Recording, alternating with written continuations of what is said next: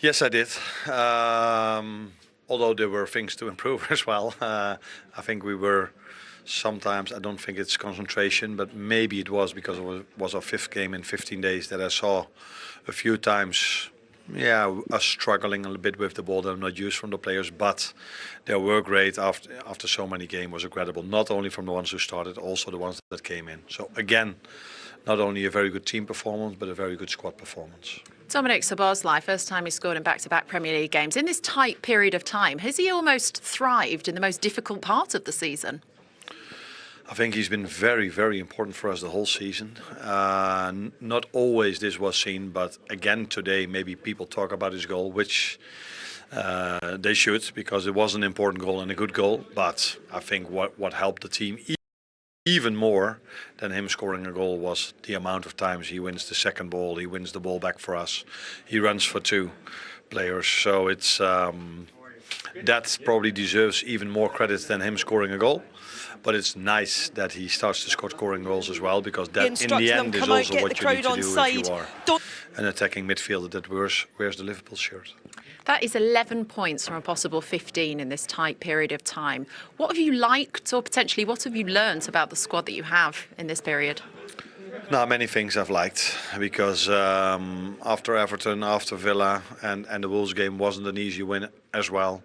People started to doubt some things about our game, but we reacted so well against City, and then all of a sudden everybody was very positive again.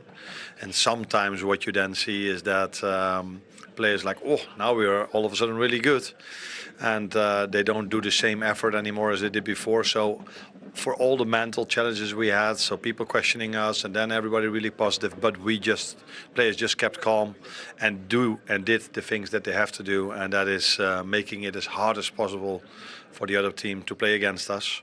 And then eventually, normally or most of the times, our quality then makes the difference. You are 13 points clear at the top. At what point do you start to see the light? They know how difficult of a game Paris Saint-Germain will be, because they are in probably the same form as we are. Hardly lose, win their games by big margins, lead the league as well by margin. So yeah, it's going to be a difficult task for both teams. And now I think the players have 2 days off, so Saturday we go back and focus on Paris Saint-Germain more than we focus on the league table in the Premier League. Yeah, does it feel like a luxury to actually give them 2 days off and have 7 days before your next game? Yeah, that's true. Although I would have loved to play, because the likes of Harvey Elliott, Joao Kwanzaa, Federico Chiesa, for them it would have been really good to have a game. So unfortunately we lost against Plymouth, so that means we have the weekend off, which is for Virgil and for Mo and these players very good. So if we would have went to the next round of the FA Cup, we again wouldn't have started them. But yeah, the situation is as it is. We accept it, and we train Saturday and then focus on the Wednesday game. And look, just last question. Mentally, what do you think tonight might have done for your players when you have to face Newcastle again in a neutral ground for a trophy? I don't think that means so much, because I saw a different Newcastle tonight than I saw a few months ago when we played them there.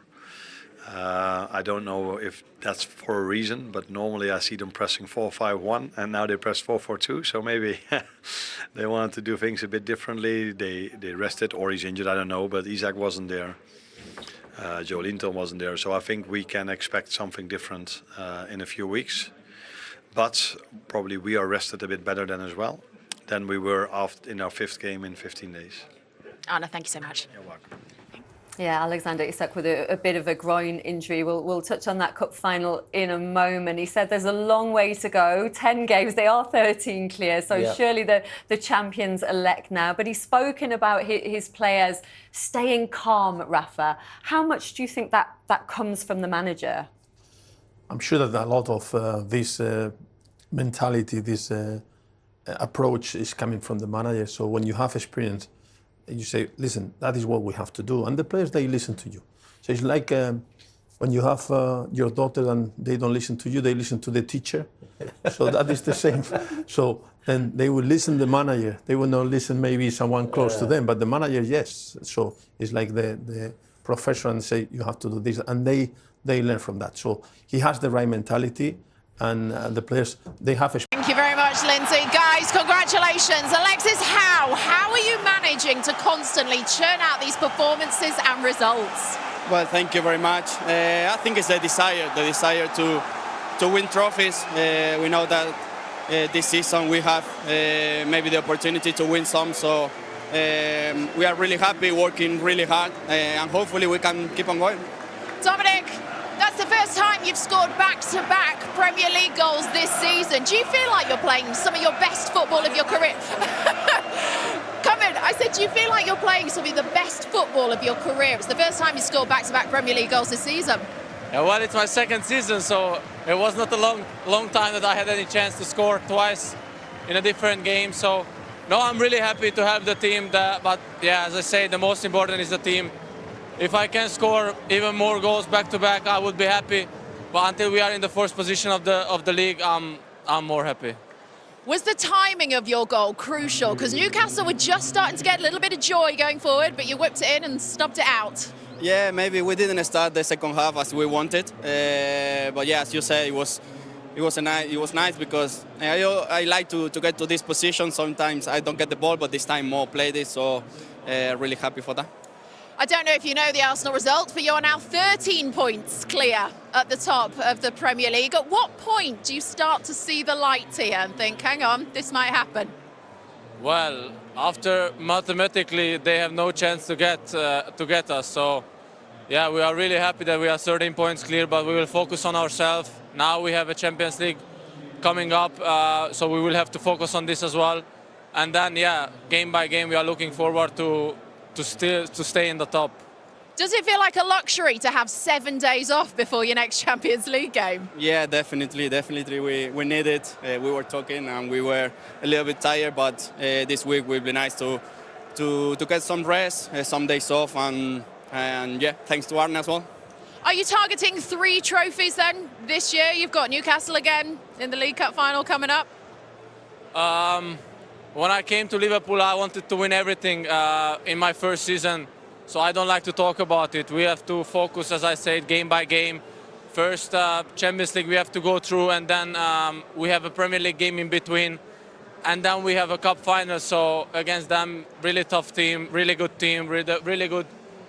playing style what they do. So we have to be ready and yeah, focus first in the Champions League, and then yeah, the cup final is coming up as well. We just said you wanted to win everything coming to Liverpool. How do you feel about winning Player of the Match trophy? Will you take that one? Alexis, would you do the honours for us? Well done, Dominic. Thank you very much, Becky. Dominic's the boss lie there. Everybody is working together. Even they talk about days off. And is another plus. So they work with the desire, the mentality, the commitment, the work rate that you need. But also I will say something in favour of the manager. That is that they know what they have to do. When they have to drop off and defend, they defend. When they have to attack, they attack with numbers. When they have to keep the ball or game management at the end, they were keeping and passing the ball. So you can see a team that has belief that they can win and that they want to win trophies. And at the same time, they know what they have to do because the manager is doing a good job. And we're watching a side who look relentless, Macca, yes. But it also looks like they've got gears to go through and they're not playing at their top level. Yeah, Ali said, were comfortable, didn't he? They were very calm. They won at a canter, really. You felt as if Newcastle did get into the game at any stage, they could go again and get a goal. Incredibly efficient. You see the last minute, the work ethic closing down, even in Fulham, even in Newcastle's penalty area. You know, Salah in the last kick of the game, trying to win something. Trying to nick something back. So their commitment to get the job done, their professionalism, their game management again was excellent. They didn't look in any discomfort today, a bit like the Manchester City game. The last game here against Wolves, that's when they wobbled a little bit, but since then they've just stepped on it again, and they're in cruise control, aren't they? Everybody else is falling away, helping them. But what they need to do is get the right results themselves, and at this moment in time, they're unstoppable, they really are. And they're still on for a treble. How sustainable is it, Rafa, the way that they're playing, that style? No, I think it's fine because of what I said before, they are changing players when the game was nearly there, 75, 77 minutes, the manager is changing players, so giving a rest, giving a chance to the others to be part of the group. So if you can change, and now they have some days off, so they know that mentally you can be tired, but if you are winning, you can carry on. But if you are winning and you have some days off, they know the fixtures. They know we have to play this game. So that means that everybody's thinking about we want to win this trophy, go for the next one, go for the next one. So they can do it. Experience, you said before, no players with the quality that they have been in these situations in the past, they have experience. But the young players, these players that they are not playing, they are trying to be part because everybody has the same message. So everybody follow the same idea and the same belief that they can win trophies. Yeah, Liverpool have got players in their ranks at the moment that have won every trophy around, haven't they? The spine of the team, the keeper, Virgil van Dijk, even Mo Salah, the leaders, they're the ones with big voices. They might necessarily be shouters and screamers, Mo's certainly not. But people look up to them because their level of performance is always very, very high. And so they're consistent with it. So they bring everybody else with them. So the new players who've only just come into the team, the young inexperienced players who are into the side, they look at those people and follow them. And they're bringing them up to such a level now in terms of recovery, in terms of how they deal with themselves off the pitch, because they all know that winning trophies is the most important thing and they're well on the way to doing it. But Rafa, tonight, just how would you sum up that Liverpool performance? I think we have been talking about the commitment of every player at the beginning because they can attack with the numbers and at the same time they can defend. So Newcastle United didn't have any shot on target. Why? Because they were doing a great job. So we're talking in the first half about the balance of Newcastle 4-4-2. Liverpool didn't have too many chances, but they didn't concede any chance. So when they are attacking, when they are pressing, still they are defending with numbers in a good position, and they stop the other teams to play counter-attack or have clear chances. So any game can change. But what we have seen is a team that is very consistent in terms of performing at a very good level. Very good level. Yeah, they've got such a high level now. They almost don't need the manager, do they? You know, as long as, of course, the manager picks the sides, but they know what jobs that they need to do. And anybody who comes on the pitch, whether Curtis Jones starts, whether Gakpo starts, they will put in those type of performances. They are that good at the moment. Endo comes on, always has an impact. Darwin Núñez at times comes on, has an impact. So they can rely on now 15, 16, 17 players. And as soon as anybody leaves the pitch and somebody enters the pitch, the intensity level doesn't drop. It rises, it goes again. And when you have this level of performance that you can trust every single week, if they go out and do that performance again, they'll get a result. And that's what they're showing at the moment. So they're almost 1-0 up before they come out on the pitch. They're that confident and the fans are that confident in them. Is that just the right blend of experience through the side, that type of winner? Possibly. And the new signings that came into the club, the recent new signings, which was last year really, Slobberslai, McAllister, Gravenberch, Endo, those type of players have all improved. And they're all a year more experienced. Curtis Jones, Harvey Elliott, a year more experienced. So you can rely on them more. A lot of the youngsters, the Kwanzas, the Conor Bradleys, they've come into the team and always done a job. So when you've got 20 players, and people say they're fortunate about injuries, to a certain extent they are, but Arne Slot brought a sports scientist with him who he trusts implicitly brought him with him, Ruben, and he's done a wonderful job. So it's not luck as well. He makes 5 substitutes every single game. He makes sure he rotates his team. So he knows what he's doing and he's helping the players out as much as he can because their schedule is hard and arduous. Rafa, take us through how they opened the scoring. It was two... Let me 1 second, sorry, because Steve made a good point. The rotation of the players. It happens now and again, Rafa, don't worry about it. When you have a manager that is doing a job, when you have a staff that they analyse things, and I have the experience when you have to compete in different competitions at the maximum level. Normally you win trophies in the last 10 games, is what they say. So then if you can rotate your players and everybody's coming and making something, a job, giving something to the team, then you can rely on him for the next game and then still you can perform. So the winning teams are not teams in modern football with 15, 16 players. They have 20 players, some young come in and they have a contribution. So that's what they are doing It's at the moment. keeping everybody happy. Yeah, it's not because that is not easy. So it's easy to say, but it's easy when you are winning. Because if not, the people not involved will be, but because you are winning, you can change this one, and everybody's happy because they know what he said. I like in Spanish, the desire to win trophies. What McAllister was saying, that is the main thing.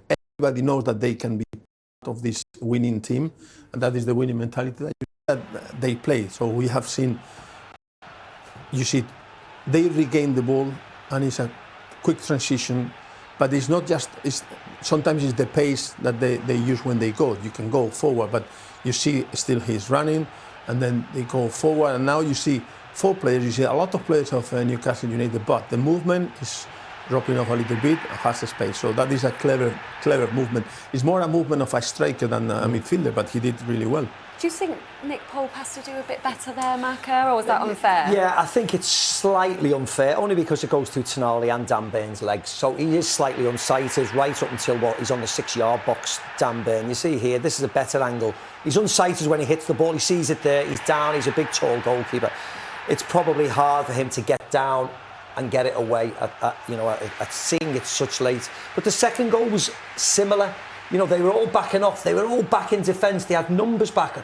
They outnumbered Liverpool in defence, but still conceded, and they just didn't learn. They defended well. They got behind the ball, which was great. But you see here, they lose the ball. Liverpool are off again. It's McAllister off again. He starts to move. Szoboszlai's running forward. Trent's gone. You see how many red shirts in the box. But look at all the black and white shirts. They all get back. Yeah, McAllister's in glorious isolation when he receives the ball. It's a principle in defence. So you have to defend the space, but the main thing, you have to defend the man. So then you have to find this balance between defending the space and the man. So a number of players, Liverpool getting into the box, when they were winning still with a lot of players, that is another positive. Before Salah gives him the ball, before Salah chops back onto his left foot, Tonali is touched tight with Alexis McAllister.